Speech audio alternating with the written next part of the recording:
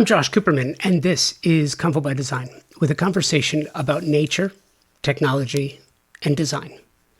You, no doubt, have been hearing about TimberTech, a new partner sponsor to Convo by Design this year. I onboard new sponsor partners in a very meticulous way that goes back to my days in local broadcast and nationally syndicated radio. I look at each company. I do a deep dive, spend a great deal of time learning about them and how they work. During that vetting process, I learn more than a few things about my sponsors like TimberTech, and I wanted to test some theories with members of the Convo by Design Leadership Council, an ever-expanding group of exceptional creatives who know their chosen profession and continuously work to expand the boundaries. That's right. We're pushing some boundaries. And you are going to hear all about it as it happened, like you were in the room.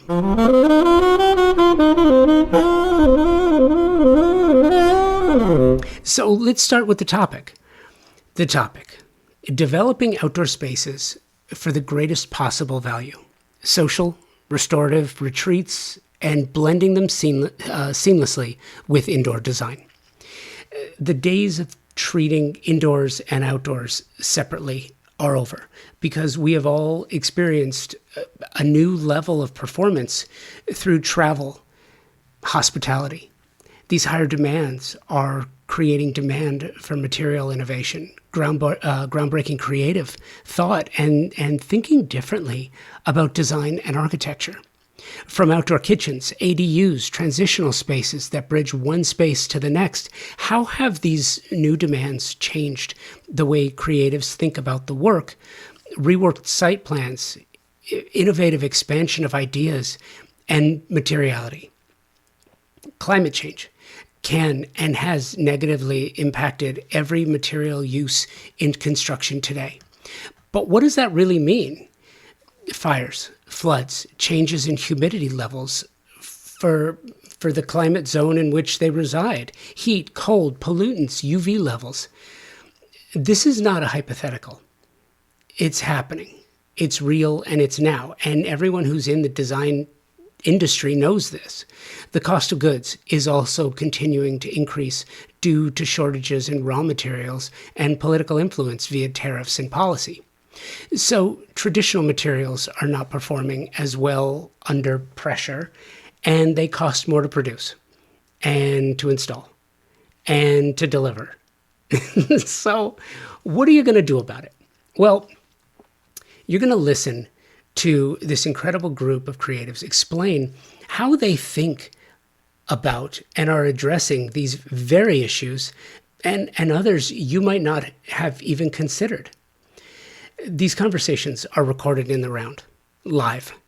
This is somewhat of an interactive experience as well.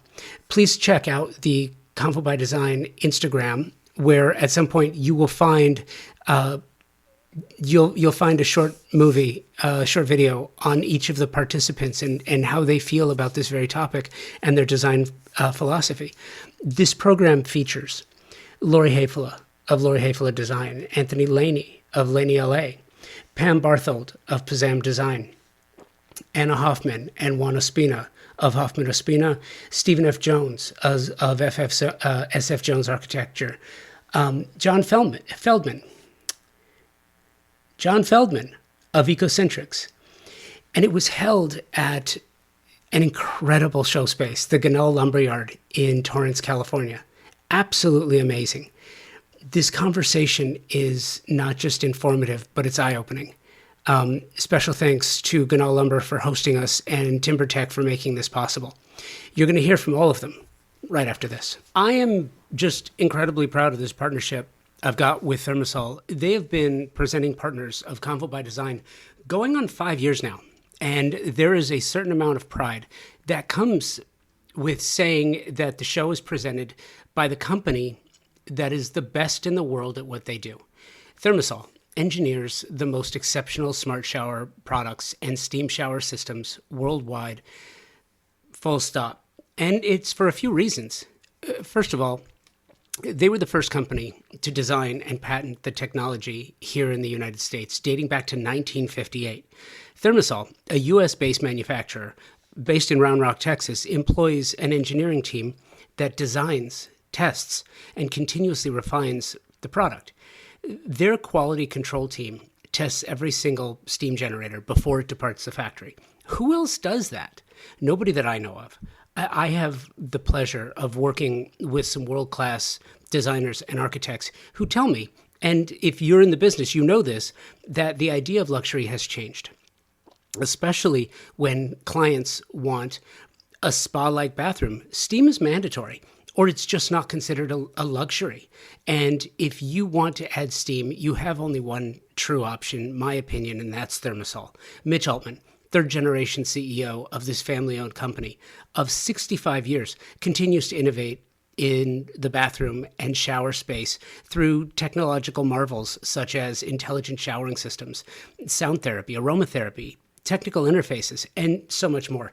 And now Thermosol, the industry leader in steam bath equipment and technology since 1958, as I mentioned, is enhancing its already stellar family of products with the new indoor and outdoor luxury saunas available in 3 designs. The configurations are absolutely amazing, and you should probably go check them out. Indoor and outdoor options. It's amazing. You really do need to check them out. Go to thermosol.com or at Thermosol on the socials. I'm John Feldman. I'm the owner and founder of Ecocentrics Landscape Architecture.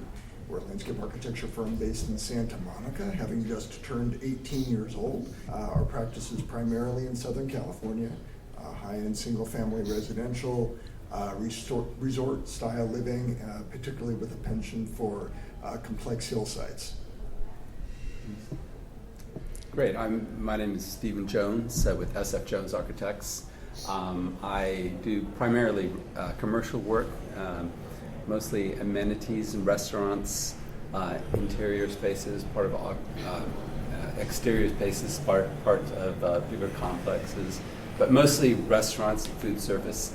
I always say I design social spaces, and social spaces always has that food and beverage component to it, so that's where my specialty is. Your restaurants are some of my favorite. Thank you. My name is Anthony Laney. I'm a licensed architect. I founded Laney LA with my wife 10 years ago. We have a studio in Hermosa Beach. We're a team of 17, and we specialize in high-end residential projects. We were concentrated up until a couple years ago in Manhattan and Hermosa Beach. Almost all of our projects were there, but then those clients started taking us to their favorite places to escape. So now we have projects in Mammoth and Truckee and Sacramento and La Jolla and Newport. So that's been kind of fun. So it's been cool to see that expand. But residential architecture is our specialty.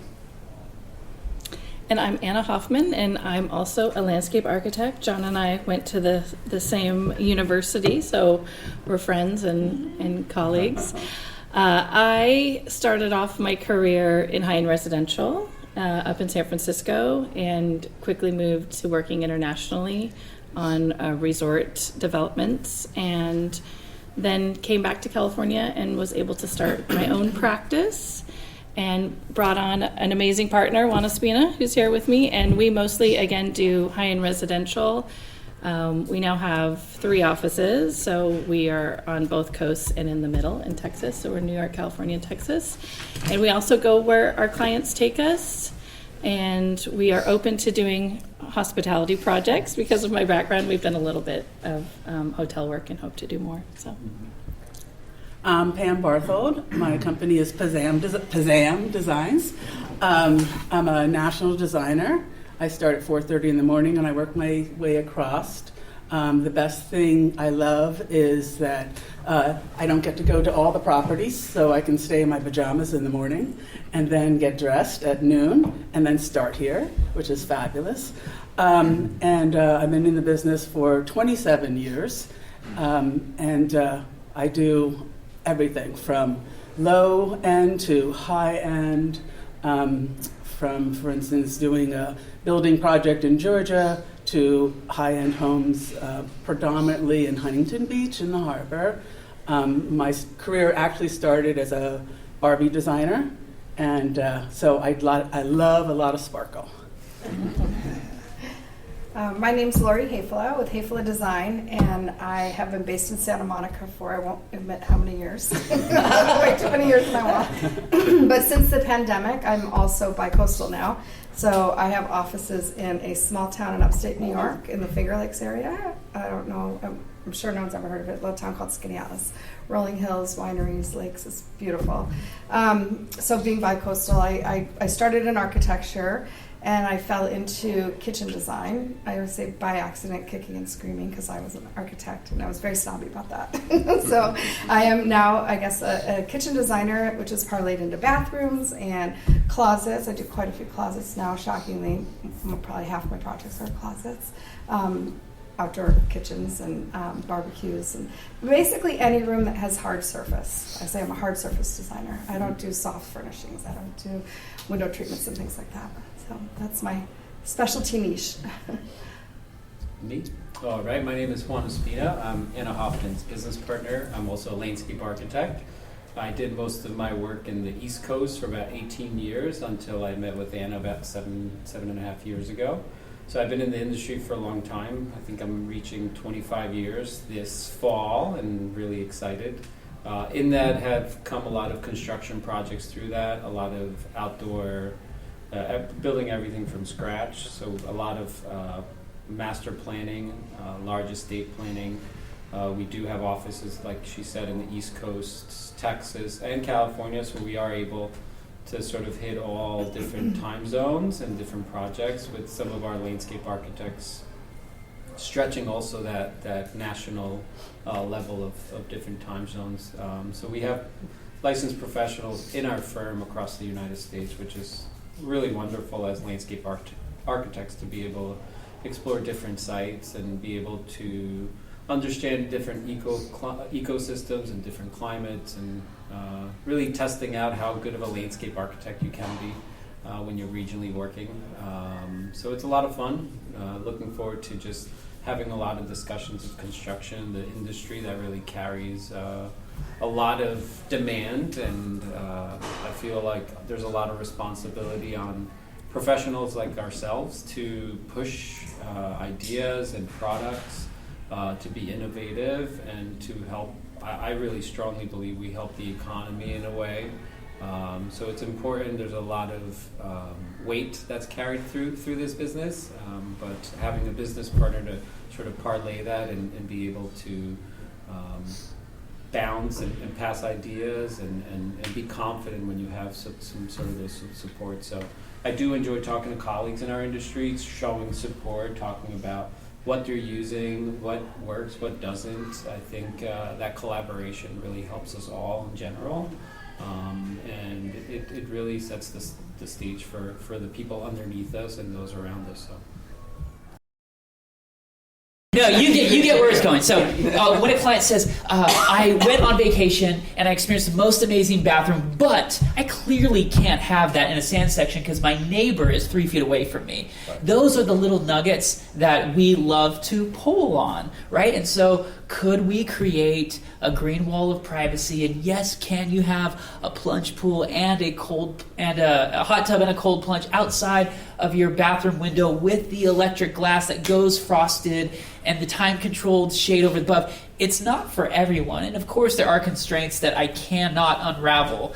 But to answer the initial prompt, which is where do we start with site planning, we love to just explore what are all of the opportunities, because through flexibility, technology, and new products, more often than not, we can delight our clients by saying, in fact, you can have that resort, international travel, private experience in a semi-urban environment if we take this strategy. And it's for them to decide, is that a delightful strategy or is it not? But it's really fun to extract the wish list and to think just with an open mind about, yes, you can have a dance floor and a pool at the same time, because there is this company that creates a spiral lift that can make it 1 inch deep or 6 feet deep at a press of a button, right? Here's the time and cost implications, and for some clients, they're going to light up, and for others, they're going to be like, thanks, no thanks. Yeah, that's interesting because, work in residential, work in commercial, there's that other aspect of it, like, okay, this is a business, right? And how can we maximize the amount of seats that we're going to get, create the environment that we have that's, with that alfresco dining, everybody wants to be outdoors, right? But there's constraints with doing that. I mean, the health department has their laws that says, you can't have food prepared in an open air environment. So, inevitably you have to come up with a solution that's going to be able to satisfy that, but still be open air, So there's a lot of those kind of considerations. But materials out there today are much more durable than they used to be. And there's, a lot of different ways that you can get color and get textures that would be able to be in an outdoor environment that didn't exist before. I mean, and so pushing that envelope to be able to go outside and create these outdoor spaces, that outside, inside spaces. We have great amount of tools now to be able to utilize. And I'm sure, like with your outdoor kitchens, that those are, Yes. same. Yeah. I mean, I'm actually really thrilled about the development of, special materials. My biggest pet peeve is the stainless steel barbecue cabinetry run. I mean, they're just so tinny, and I don't know, they just seem very often cheap, and especially like the brick walls or the stucco, with a door stuck on a stainless steel door. I'm so over that look, and obviously I'm sure we all are as designers, but we've been very creative with materials. We've been using solid acrylic doors for contemporary with solid plastic carcass materials, and it's completely indestructible to weather. I've got a project in Malibu where the house projects over the ocean about 20 feet, and I think we installed that outdoor kitchen I think like 8 years ago. It was pre-COVID. Everything's pre and post-COVID. That was pre-COVID, and I haven't had one call back, and it's been amazing. And then for my traditional projects, I came up with the idea of doing a teak door that I send the doors off to a Maine to a yacht finisher. It does a yacht finish paint on this, and that's really indestructible as well. So same thing, it depends on, like I said, whether it's contemporary, traditional, what type of materials I use. But the number one goal, whether I'm in upstate New York with snowstorms, or if I'm on the ocean in Southern California, is what's going to be durable, what's going to last the most. Because as you all know, we don't want callbacks, right? Like we don't want people calling us back every 5 minutes. We need to replace this hinge, or this door's warped, or this stainless steel's rusted, or whatever it is. So being creative and coming up with the new materials that are out there is really, I think, a key way to go, and to work together with landscapers, because you guys often have designed where you want these spaces to be, and how it's going to integrate with the landscape. And so there's a lot of, I think, connection between our two fields. I think the hardship in the outdoors is especially with interiors or architects, is the sun, the air, the quality, the acid rain. It all brings on a lot of harsh items to these fabrics or these materials, and it's really being thoughtful of what we use. It is very hard sometimes to tell people that doesn't work outside. So it is changing perception of what that entails. Or that it's a dated material as well. People don't always like to hear that. I love the fact that you use the word, resort. So I use this word a lot with my clients, right? These are clients that are in the highest level resorts. They're in paradise, and then they come to their home. Their home should be even better than the resort.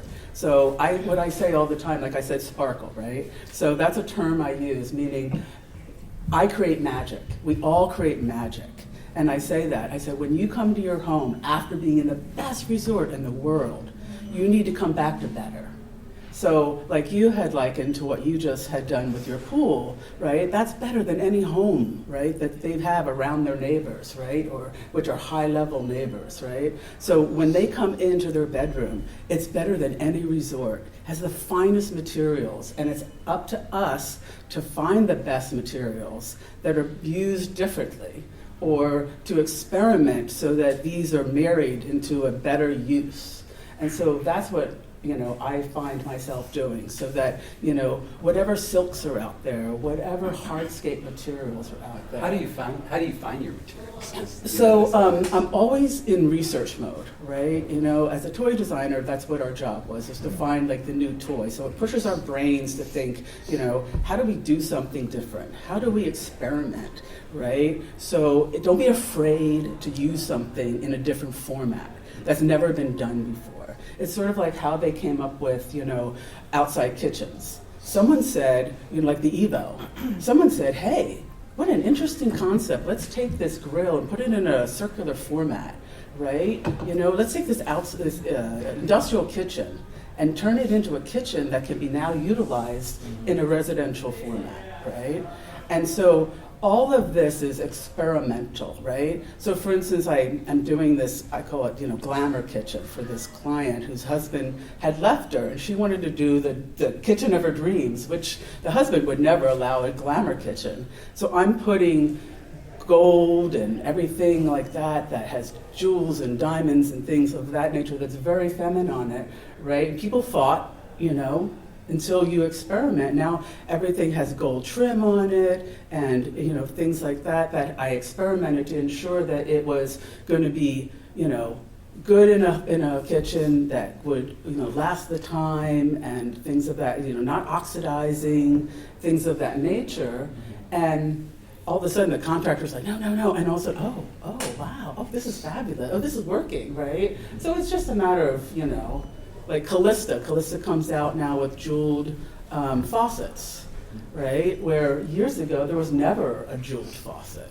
So it's just about where we're going now in our marketplace, because it's always upping. Right? Yeah, I kind of have a little joke with my clients. They always say to me, like, what's the countertop material that's never going to scratch? I'm like, oh, would you like to see my diamond countertop in the back?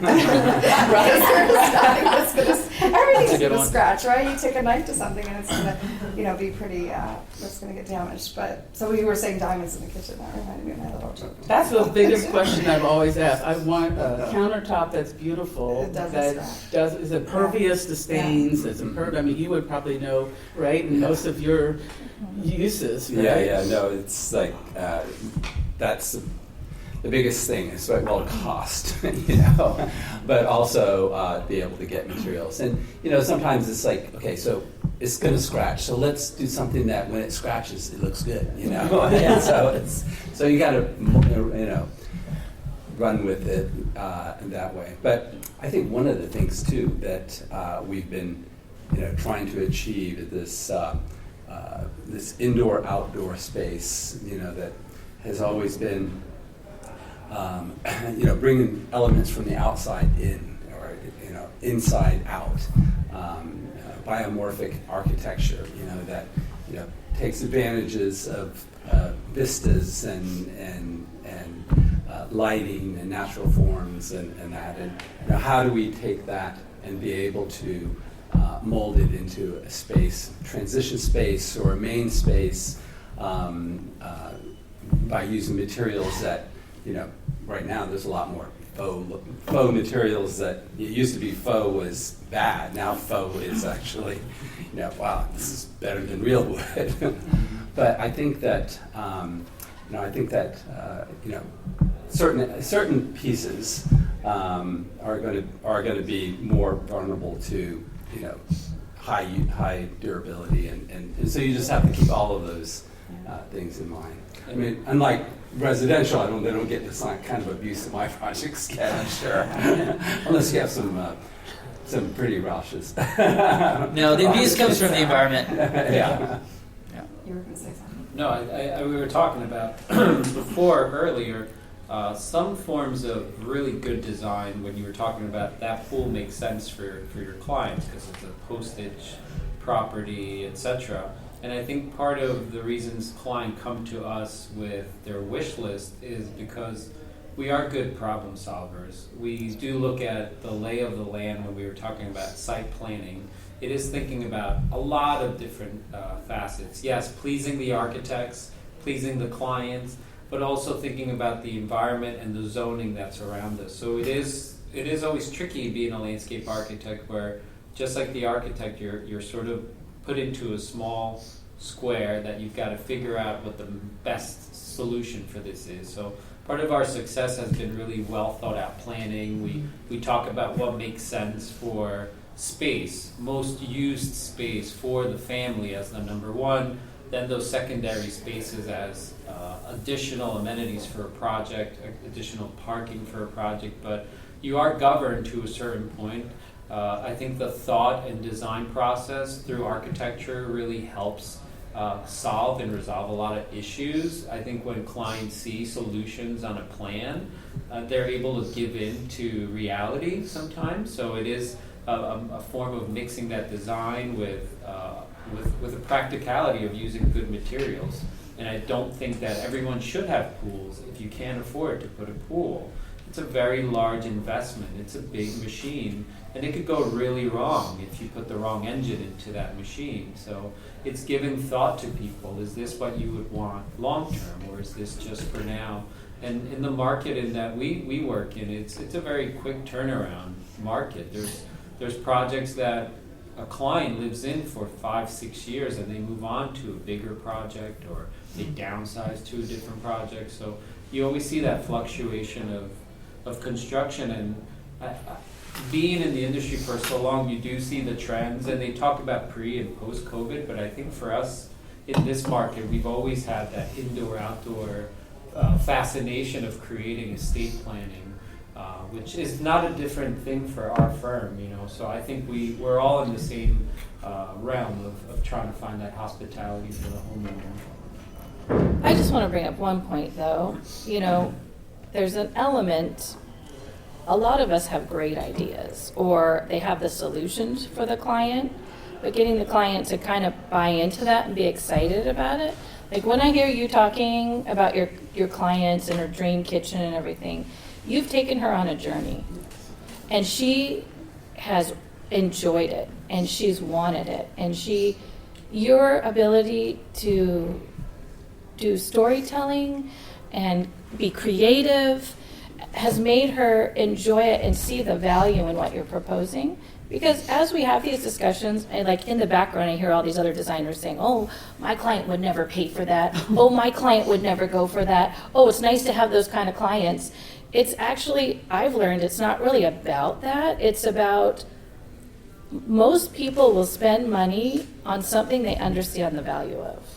And so in the outdoor world, everything is more expensive than the indoor world because it has to be made stronger, sturdier, the highest grade materials.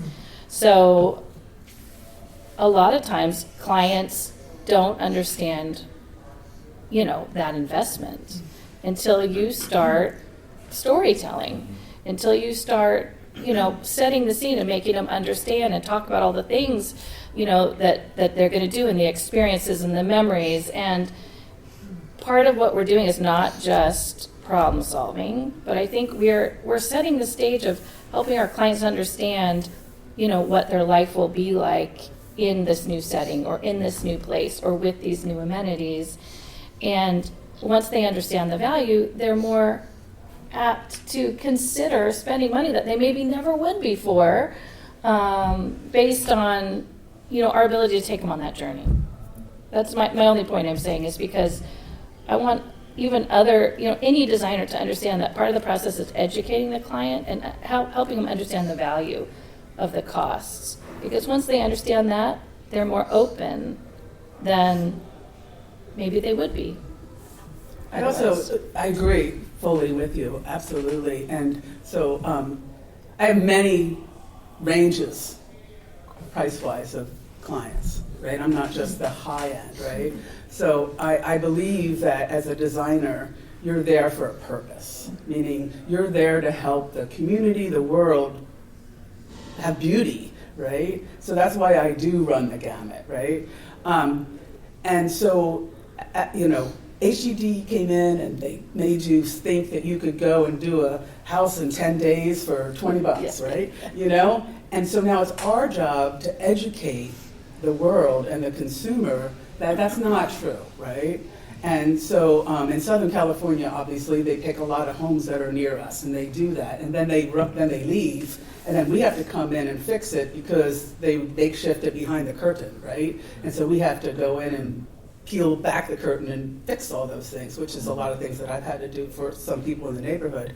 But what has happened, though, is for the low end, say low end, okay?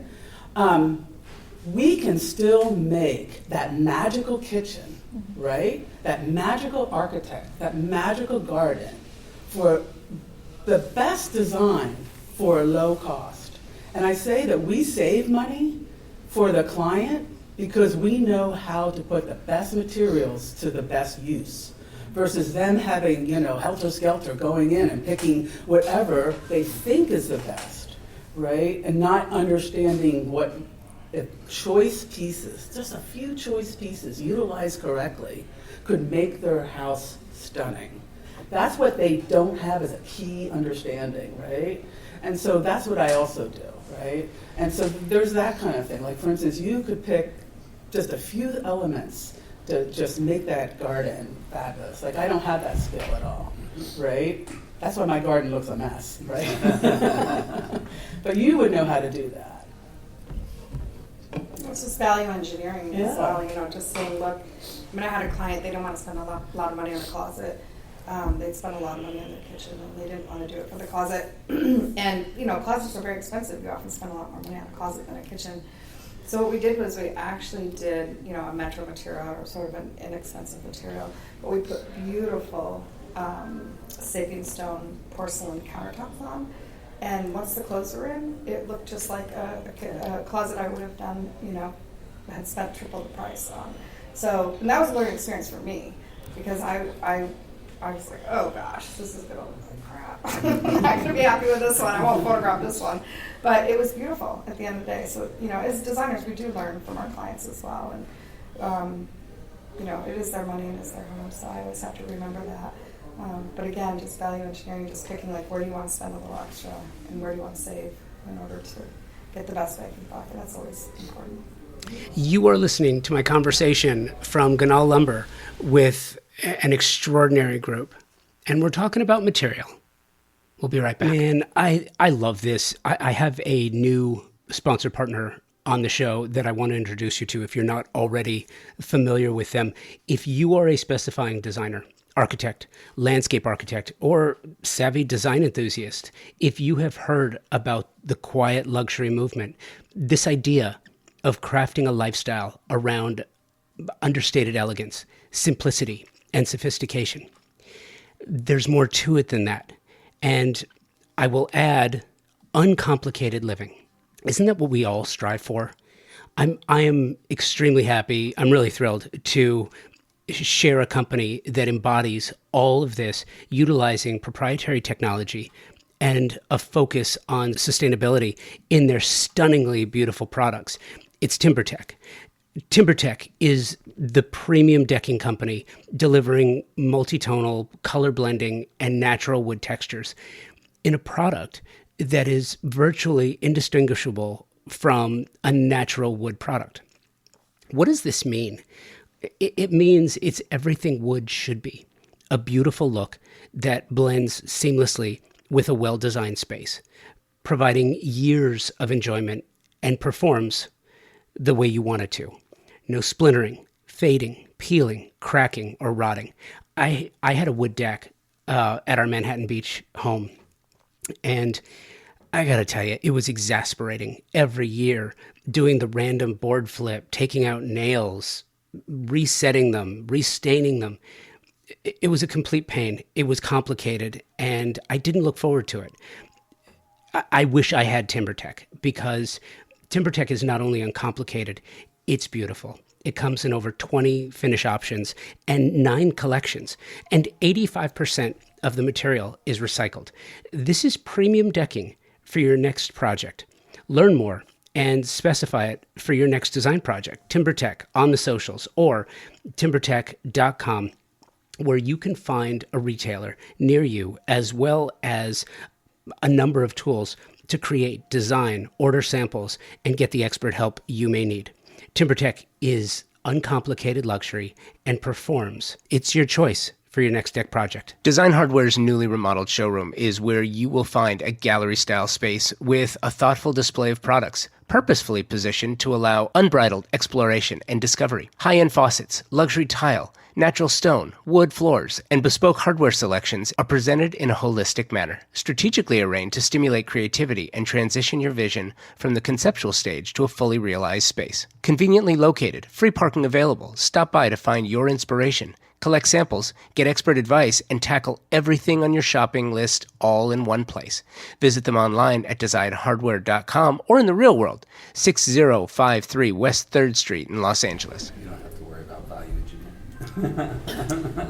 But you always have to. You always have to. I'm telling you, you always have to. Yeah. Everyone has a budget. Everybody That's has. correct. Everyone Yeah. has a budget. Yep. If it's tolerance or financial, waiting, Yeah, and I agree. It's our job to frame the decision based upon the parameters that align with their values. And so the only way we're going to present is to say, these are the options, and assuming this is your value, this is my recommendation. But if I made an assumption that was incorrect about your value, it might be one of these other options that's a better choice. We just finished a project right on the water for an artist from Boston, and all of her inspiration images were horizontal wood siding where the building was glowing like a lantern. And it is gorgeous, real projects, real images around the world. And it just would have, in my opinion, been irresponsible for us to put wood right against that marine environment when the sand is right there. It would have looked good for a moment. And so we did a ton of research, and actually the project ended up using a terracotta. It's called a baguette, but it's basically a terracotta extrusion. So it's just earth material. It's completely inert. It's got an integral color, and it still creates that effect. So most people, when they're on the bike path, just 10 feet away, they think it's wood, but when you get up close, rather than being disappointed of like, it's not. It actually has this wonderful, I'll call it orange peel texture, where you're like, that looks more like pottery or ceramic than wood. And of course that came with budget implications. But we could run a lifetime analysis of what it would take in order to do wood maintenance twice a year, forever, versus invest in this product. with the same painter. Right, yes. And again, it's not for everyone, but I could present it and say, I think I know that you're concerned about lifetime value, not initial investment. And because of that, I'm recommending this. And it's for her to decide, did I get that right or wrong? It's her opinion that matters. Do you guys often present like 2 or 3 different price points, and or I don't do that, but I feel like I should. I feel like it would give my clients more options. I usually just go in with a wish list and the most expensive, and this is it. And then we have to backtrack, and I'm not sure that's the right way to go. Even though I've been doing this, I don't want to say 25 years. Our budget, we have an allowance for everything, but of course nobody believes in the allowance, nor should they. And so that way, when we do multiple options, and it always is multiple options, it's always on target with the initial allowance, above or below, so we always have that reference point. Okay. Yeah. I think it's good. Yeah, I mean, we deal with an entire floor planning of the inside of their living space, outside. So it's 2 kitchens, 2 living room space, 2 dining spaces. Meaning, you've got to think about that. So when you're talking budget for a client, they're so, the inside's going to be great and the kitchen looks wonderful. And then you're starting to talk about the flooring for the patio. We haven't even talked furniture. We haven't talked what pots or the outdoor lighting, or how are we going to shelter that space that you want that's so large, and how do we cover such a space? So you start fragmenting into all of these different budgets, and you've got to create budgets that are hardscape, infrastructure, drainage, irrigation, outdoor lighting. Then you've got soft plantings, and then maintenance and fencing, and it just goes on and on and on, just like the interior. So you do have to present yourself in a budget sense, or at least a range. Yes, you can have a kitchen, but does that kitchen have to be the highest end? Or do you really want a kitchen? Do you know how many pizzas you really need to cook in order to get back those few The times investment that on you the use the pizza. pizza. DoorDash it. I mean, like, what is it? How 20 long do you years. want to wait before you call the pizza man? Yeah. So those are real factors, and you have to look at people's values. Some people say, we want you to create a small place for our family that's very important, and you treat that space differently. And just like you were talking about, you're trying to budget out what's priority. Is it the living space, or is it having that really great pool that you're going to use a few times a year? You know, we have a lot of clients that are international clients who want to come, and they want to have these amazing hotel pools that they've seen everywhere that are infinity edges to them because it looks amazing and the sunsets are. But we're only here twice a year. We're here for Christmas and for summer. So how do you put such value to such a large system if you're only going to use it a few times a year? So you have to be methodical about and process these things with clients. And sometimes they may dislike you for saying no because you just think it's not the right thing. But when you do your studying and your researching and you put the facts in front of people and they make the decision, you know, that's really on them. And it's important for us to at least try to be their consultant and try to walk them down the right path. But it's inevitably their choice at the end of the day. And sometimes you hit home runs, sometimes you feel like you got hit in the back of the ball. But that is our industry, and it's a lot of fun to try to hit home runs all the time. And it's also where they're at in their life as well. Like, Yeah. I had an elderly couple, they were so cute. The husband was really funny. He used to make me laugh all the time, and he told me, after I gave him the price, you know, he said, honey, to his wife, why don't we just put fake cabinet doors up and go out to dinner every night for the rest of our lives? That would be way less expensive than redoing this kitchen. So, Right. you Yeah, know, this and he was tree right. I mean, they in were 30 like 80 years. years old, right? Wait a minute, 30 years? Like, do the math He here. did the math. And I have to have those discussions with clients about trees. You know, what do you want in 5 years? Like, how important is that? And is it that, well, I only have this amount of time, so I need a big tree. And you have to give them the option. If I don't give them the option that, you know, technically I could have a crane, I'll have the street shut down for a few hours for maybe 2 days, and the tree will happen if you want it to happen. Or if you just want a little cutesy thing, then we could do the cutesy thing. So it is giving people the option to maybe they do want the pizza oven, but maybe they want it in a different format, and maybe you're just not having that interaction. So it is a lot of psychology, it's a lot of therapy with clients, it's a lot of creating wish lists, like you said, but also negotiating with both. If there's a partnership in that relationship, and I think in commercial, it's a whole different thing. You know, Yeah, different commercial with just. is a whole different. It's basically return on investment. You know, we have to get something that's quickly available because we need to open by this set of date.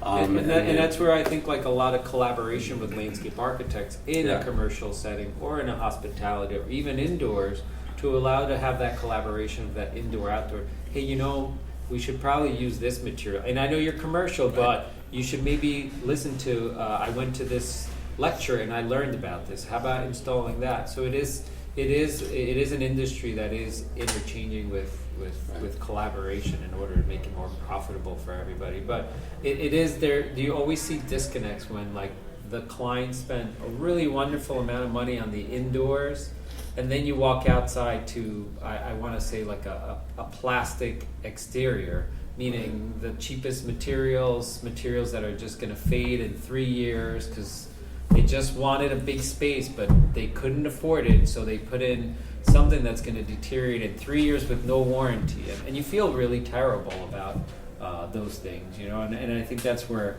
that support, where we're talking high end or low end. Yes, I'm willing to give advice wherever advice is wanted, you know. But if they don't want to listen, it's kind of Well, I think one of the things, and part of me, if this is redundant as I had stepped down, but I think the cross-disciplinary, the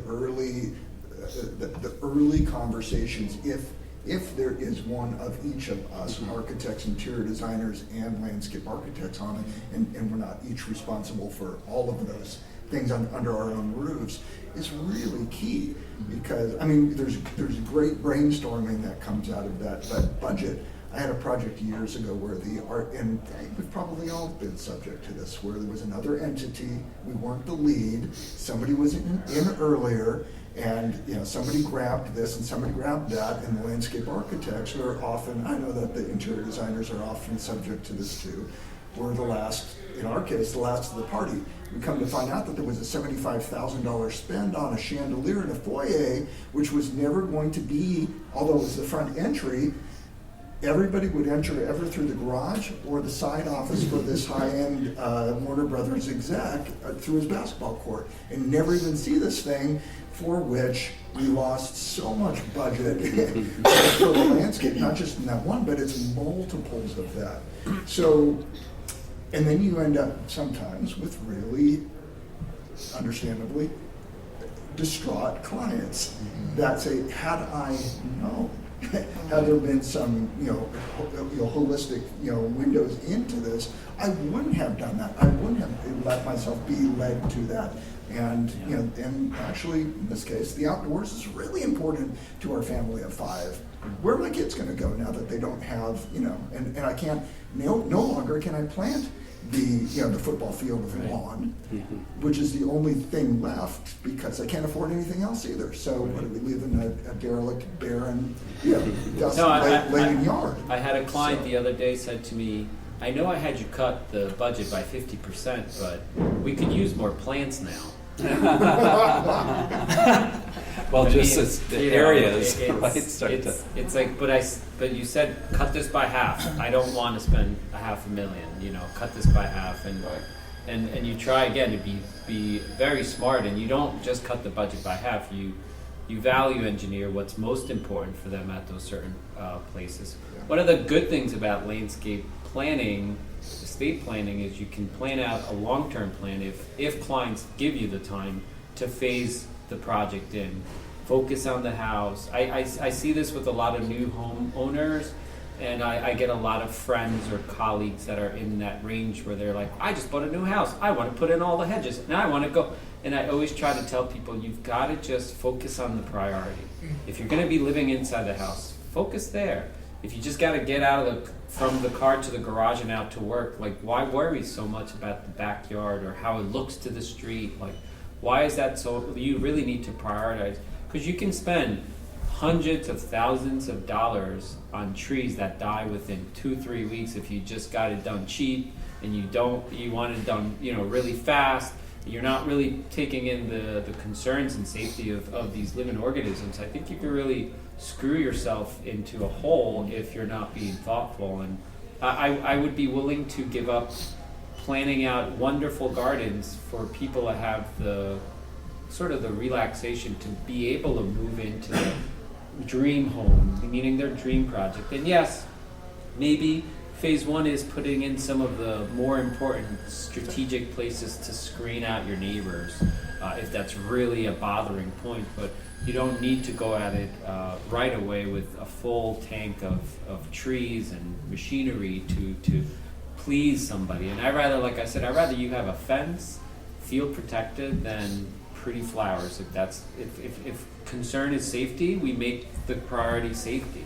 If outdoor lighting for safety is priority, then we have to focus on that. So it is really zoning in on the clients. And again, some of them will let you do everything, and thank gosh for clients like that. But we know reality. It's not always like that. And phasing things in and talking to clients that, why worry about the driveway right now when you have construction? You should wait till the very end for your driveway. That's 6 months away or 8 months away. That gives you time to budget for that. So if the things in the backyard, your outdoor kitchen is more important, you prioritize those things. You could always come back with a wheelbarrow full of plants. You can't bring a machine or a truck to put something of large sizes. So it's really working through clients on strategic planning overall, which again, to your point, coming in early on the design processes. Well, and then, you work on very small footprint that you have to be very conscious of. I want to get greenery into this space, but I don't want to take up a lot of space, I know that the project we were working on downtown, it was just like, we want to have this certain environment.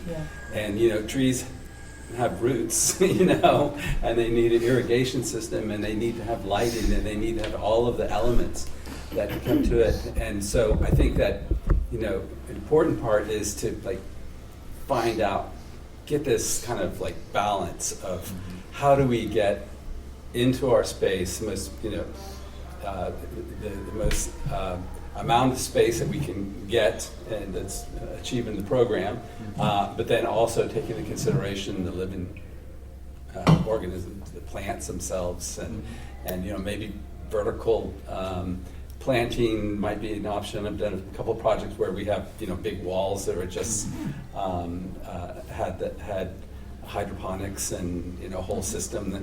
We had to have another room in the back for these pumps and everything else just to make the whole thing work and to work that way. But the challenge architecturally, is to be able to, use space efficiently and to get the biggest bang for the buck, right? So those are all things that we constantly, struggle with, and I think that. Like you said, collaborating early. Right. Hey, you want this? Here's something that takes up less space and does what you're trying to do, right? Well, even pragmatically, if we consider, so again, we love the complexity of hillsides, although there's some jurisdictions that are easier to work within than others, but that's part of the puzzle. But I think one of the things that we were at a potential client meeting yesterday where there's younger architects, and they've done a great job. They have a whole diligence team that they're working with to understand the full code ramifications.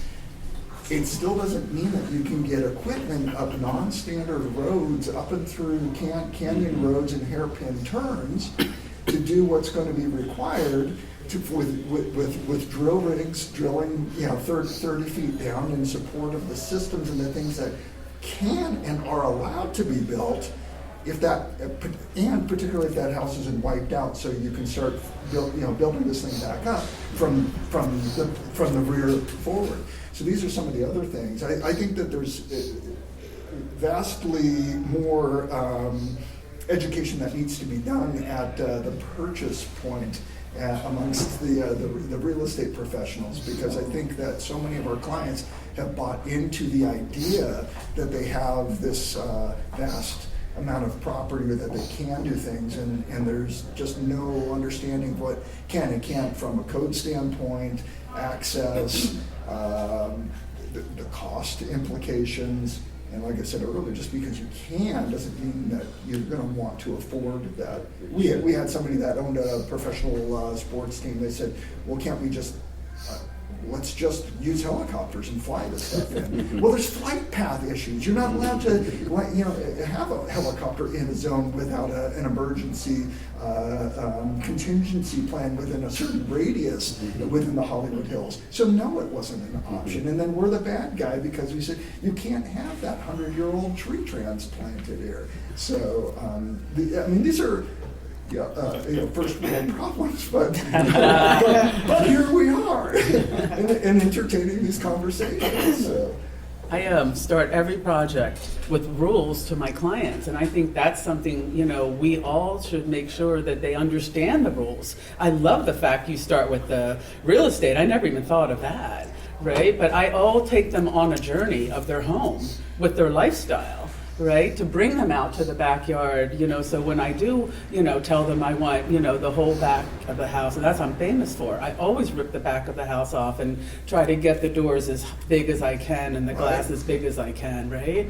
And so if we're in a zoning situation, you can't do that, then that's problematic, right? And so now you have to, divorce that and now start from something else so you can get that kitchen out there so that they can feel the flow.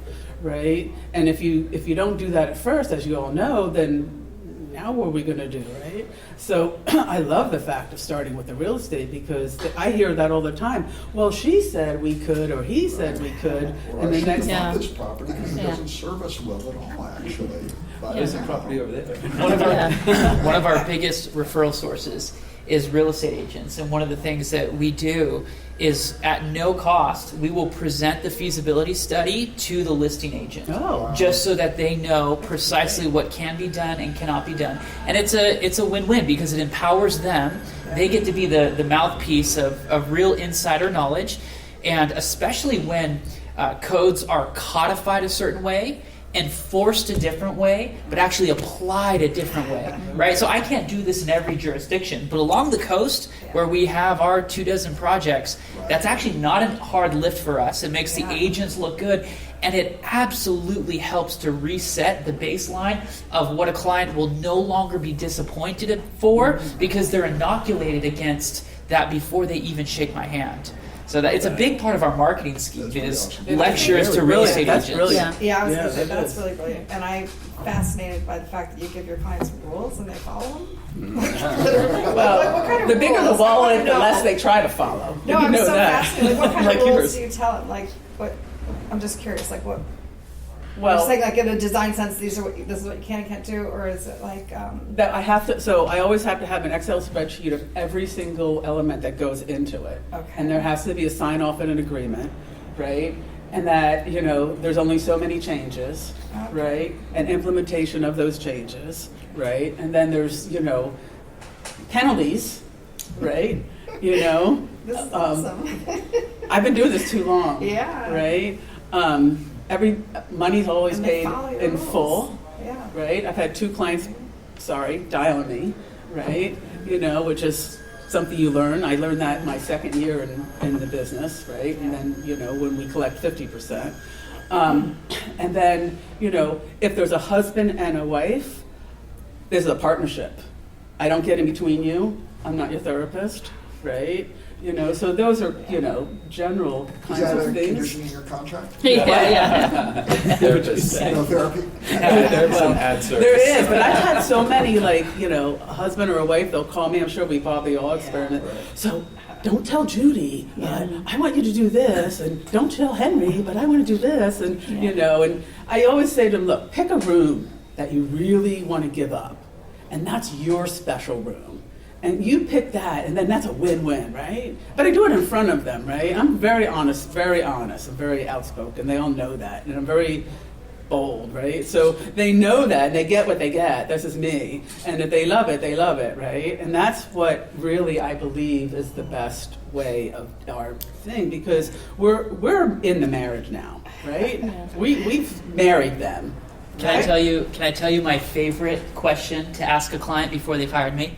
Oh, Can I tell you? Because it's always husband and wife.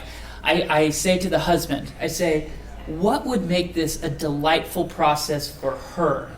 And then he looks at her, and then she looks at him, and I say, don't worry, you're going to get it wrong. What do you think it is? Right? And they look at each other again, and he gets red. I say, go ahead. What would make this a delightful process for her? And then he gets the courage and he says it, and then he looks at her and she corrects him, right? And then we flip it. I say, now, what would make this a delightful process for him? And then she does her best, and then he corrects her, and I say, now, reverse the question. What would make this a miserable process for her, right? And it's just, I find it so helpful for me to hear their perspective on one another, because it often contradicts, but that's okay, right? I can't read your mind, they can't read my mind, but just to put it on the table and to add a little bit of humor to what can sometimes be a heavy topic is our best way to just put it on the table in the very first meeting. Yeah, it's very I smart. love that. Yeah. I always It tell is. with kitchens and closets, I always tell the wife, because, let's give him something. Give your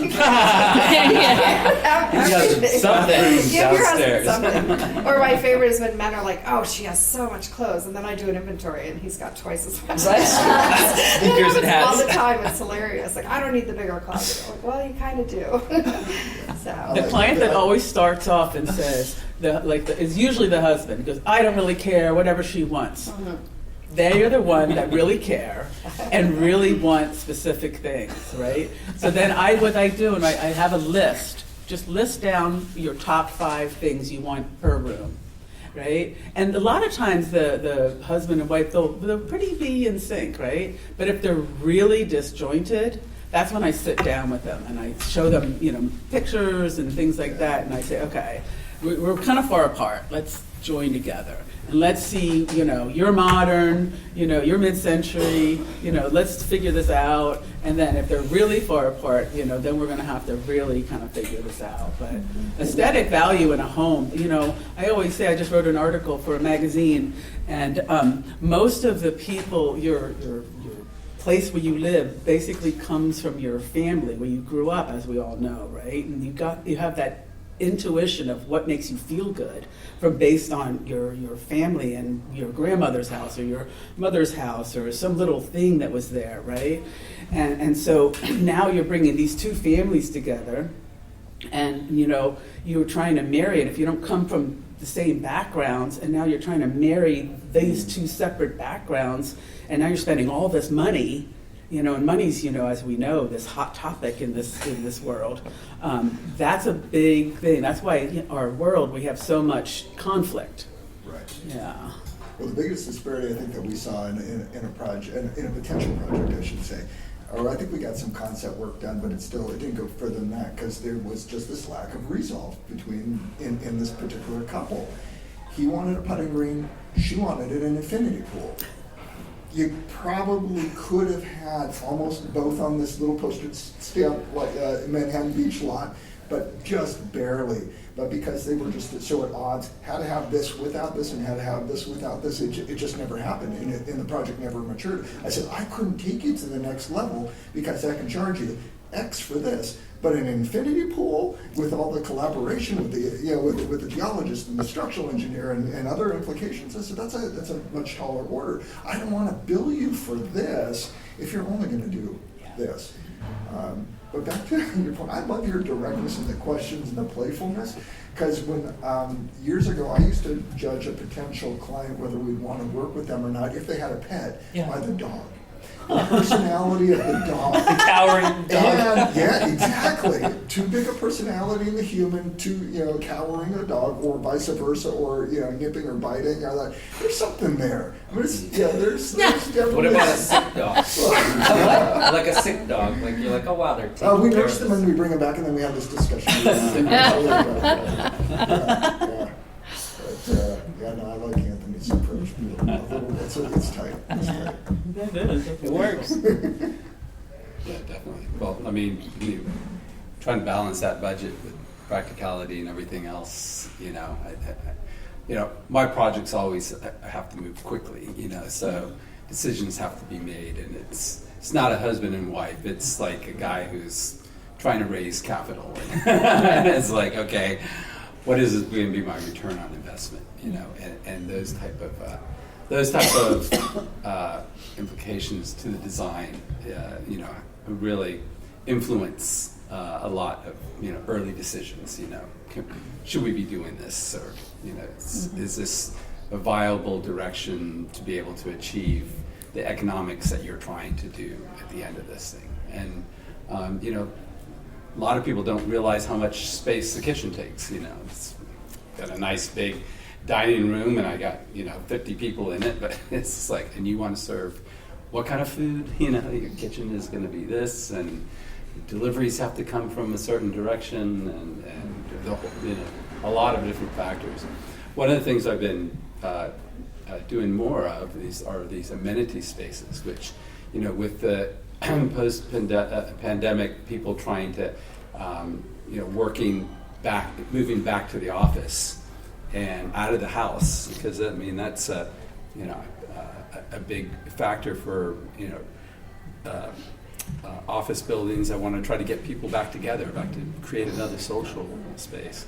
And so, what do we do as designers that we can create something that they would have at home, but at an office? The place that they would rather go to. And you need to make the office just as appealing, if not more appealing, than your home, to get people to go back into the office. And I think a lot of what we're all discovering now with remote work and this kind of lack of being able to connect with your coworkers because they're on a Zoom call and that's the only time you see them, or a client that you don't have that.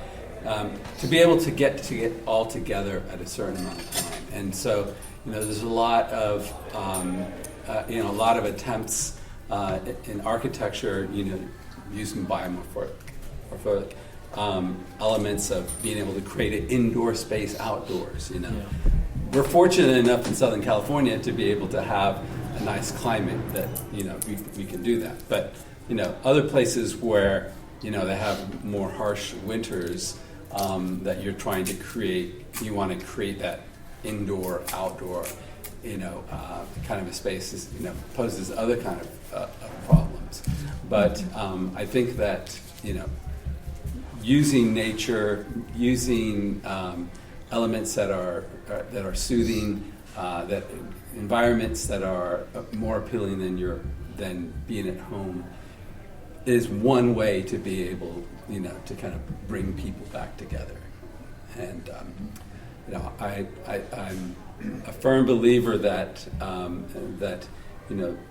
once you're able to get a collaboration, be it on the early stages of a project or just amongst your own team, that person-to-person interaction is just something that I feel like starting to get lost a little bit. That's fascinating. So give us an example of that, because that's amazing. That's really an interesting thought process. Well, I did a project down in San Diego there where they were building 3 new buildings, right? And so they're trying to, they came to me and they asked me, okay, well, we want to program this space so that we're not just having office space, but what else can we do to for this thing? Okay, well, you need food. But you don't want to have like the same, cafeteria style food. So we teamed up with this team called Fuda that has kind of a rotating restaurants that would come in, kind of visitor. So we have these little kiosks, and they're basically just small little catering facilities.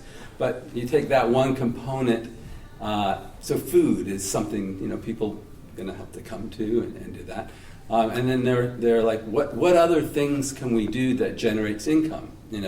Well, you can rent out like WeWork type of spaces, and you can have a mix of larger areas for bigger offices to all come together, or you can have places where people come in and out and more.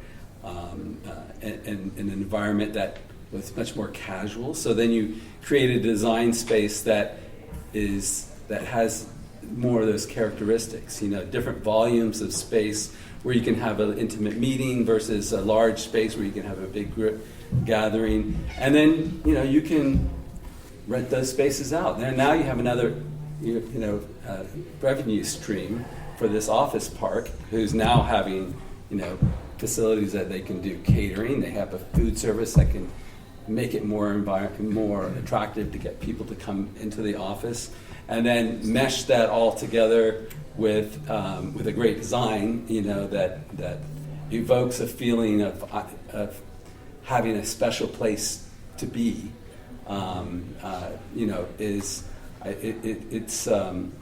It's where I see a lot of trends going now. That's kind of where we're opening up a larger office. Anna and I, we're moving from a small boutique sort of office to a little bit larger office, but our mentality is just that. It's really finding a way to bring sort of a residential feel to the office where they can feel like they want to come, but then have that workstation think tank that's, let's go. We've got to power through this, but just to give that, like you said, bringing work back to we find it is important to have that collaborative effort. We've been hybrid pre-COVID. We were already doing Zoom calls. We were running our own stuff the way most companies are now running their company. We're actually going back the other way. We're trying to bring that antiquity of having that architecture office back, that collaborative space, because it is lacking. You do see the need for mentoring your employees and your teammates. And just like we're doing here, we're always grabbing little bits of tidbits from all these professionals. And it's the same thing that happens in an office environment where you just start consuming the higher end of things. You're watching your mentors developing problem-solving strategies that are, how did I not think of that? So it is really a great platform, and that's something that we're leaning on, is just trying to get that homey feel inside the office where people want to come to the office. Right. Well, everything is about hospitality now, right? It's like, how do you make an office feel like a resort? Yeah, we were talking How do you about- make your yeah. home feel like a resort? How do We you? were talking with our friend Delta, just like, how do we make this like a hotel feel? Like Right. we're in a hotel where you can have coffee and read a newspaper in one area, and the other people are sitting doing something else, and it's just a beautiful room. Right. So I think whether it's a small room or a large landscape, it's always finding that right design for for the design, really. And then we're hoping that the budget fits into that.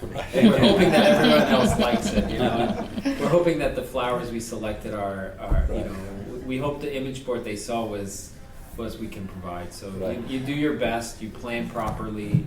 Sometimes things happen, but I always, we try to really focus on sticking to the plan. You thought about it, you've spent time on it. Why divert now? Why are you changing minds now? And it happens through construction. You have to kind of realign your clients sometimes as they're trying to go a different route, or they hear so many things from their friends and other people that tell you, oh no, that blue doesn't work. So it's a lot of balancing act, especially in landscape architecture. We're like spokesperson for the botanists. We're like the tree would prefer, the plants would actually. They've told me, because people don't think of living organisms like that. They just see them as objects, and you can't just return the plants that you just put in the ground. It doesn't work that way. So it's a lot of education. But I'm excited to build a new office with those things in mind, and it's pulling people back out of that hybrid home office. So I think what's really exciting about that is your commitment to bringing up new talent and next generation, which remotely we've not been able to.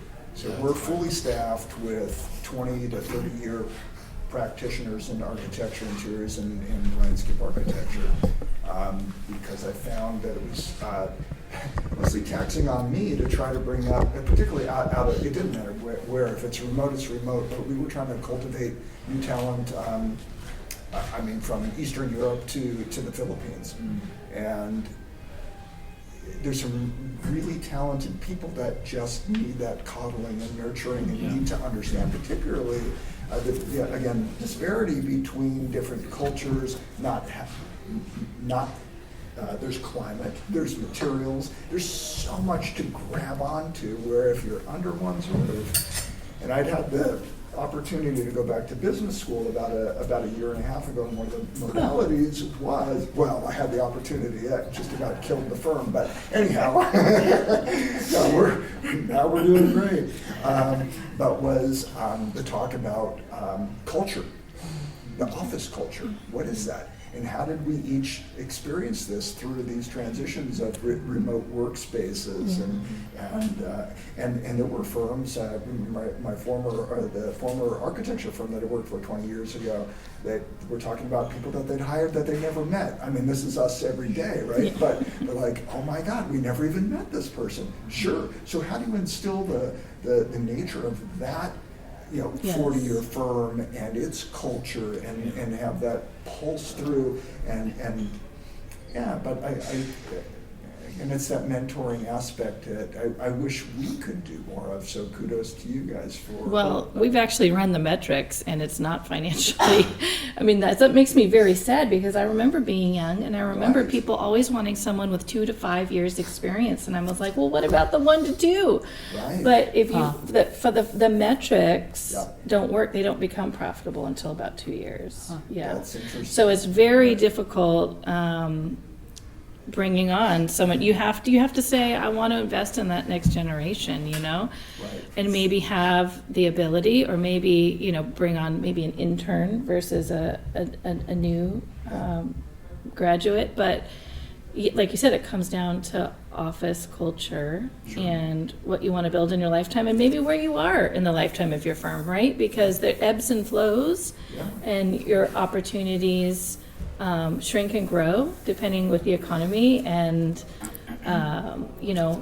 depending on what you've built over time. So I think there's no sort of right or wrong answer. I think people make decisions based on their firm's needs. Like I'm thinking about where we always sort of talk about,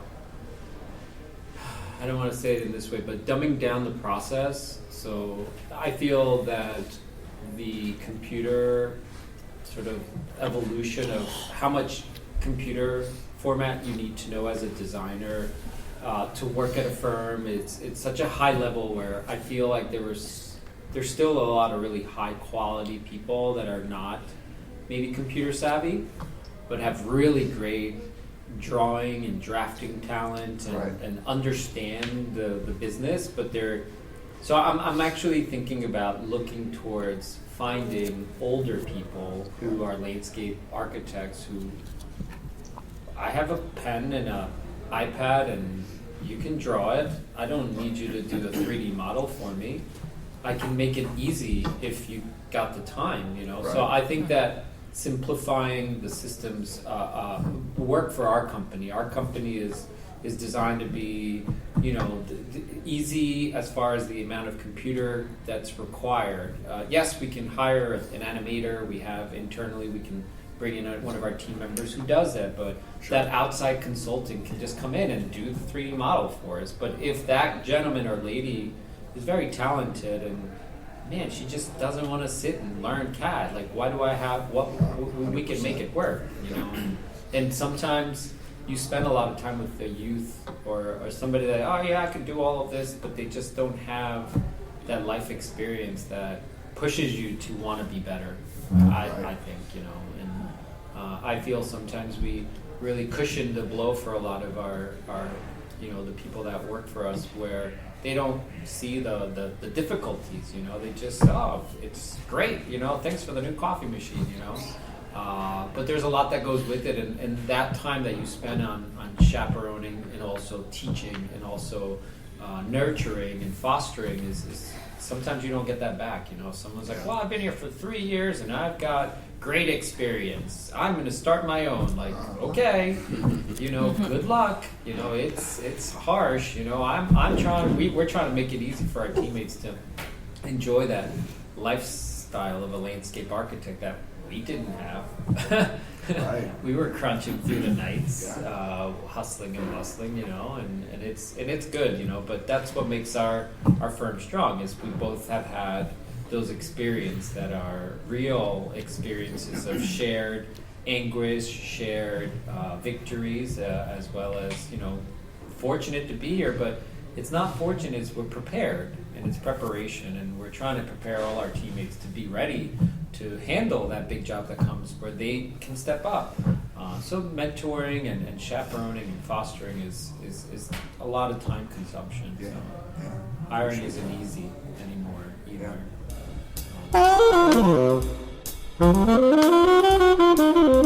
As a busy professional designer, you know how important it is to find the right partnerships. Partnerships that allow you to specify the right products for every project. Professionals like you don't just have time to sit around and waste, right?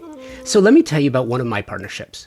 Pacific Sales is here to serve you with expert, knowledgeable, and non-commissioned professionals to help you specify the right product for all your projects. Non-commissioned. That means their only incentive is your satisfaction. Pacific Sales Kitchen and Home, a Best Buy company, has just that, with over 60 years of service in Southern California. Pacific Sales is your destination for exploration, advice, and inspiration. And you will find all your favorite brands, like Monogram, and their commitment to providing exceptional products, starting with materials. Monogram sources commercial-grade stainless steel on their refrigerators, unscratchable sapphire glass on their cooktop knobs, durable marine-grade bearings on their dishwasher racks. Monogram takes inspiration from the leading-edge materials used in the high-end automotive and aeronautics industry to provide you with lasting beauty and exceptional quality. The beauty is backed by the same level of attention to performance, which is why Monogram appliances are trusted and sought after by chefs all over the country. Chain-driven French oven doors that can be opened with one hand, and an industry-exclusive hearth oven that allows for all-electric indoor brick oven-style cooking without the need for external ventilation. These are just a few of the things that make Monogram so special. Pacific Sales features Monogram appliances, and Pacific Sales Kitchen and Home team is here to help you and offer their Pro Rewards program, which is a trade program unlike any you have experienced before. And here's the cherry on top: access. Access to exclusive builder trade incentives from top brands like Monogram. Visit a Pacific Sales showroom today to learn how you can unlock additional savings and benefits. Don't miss out on the opportunity to work with the best of the best. Visit Pacific Sales Kitchen and Home today and elevate your projects to new heights. Pacific Sales Kitchen and Home, where excellence meets expertise. Thank you, Pam, Lori, Anna, Anthony, John, Juan, and Stephen for your time, skill, and willingness to share. Thank you to my partner sponsors, Thermosol, Design Hardware, Pacific Sales, Monogram, and TimberTech. Special shout out to the TimberTech team, Sam Toole, Gemma Hardigan, Daniel Gibbons, as well as Barrett Burt with Ganal Lumber in Torrance for making this possible. Thank you for taking the time out of your busy day to listen, download, and share the show. This thing of ours is amazing. 11 years strong, and I could not be doing this without you. I wouldn't want to. Please keep those emails coming. convobydesign@outlook.com. Reach out via Instagram as well, convobydesign with an X. Tell me if there's a designer you'd like to learn more about, and we'll see if we can make that happen. Thank you for listening, downloading, subscribing, and sharing the show. Until the next episode, be well, and take today first.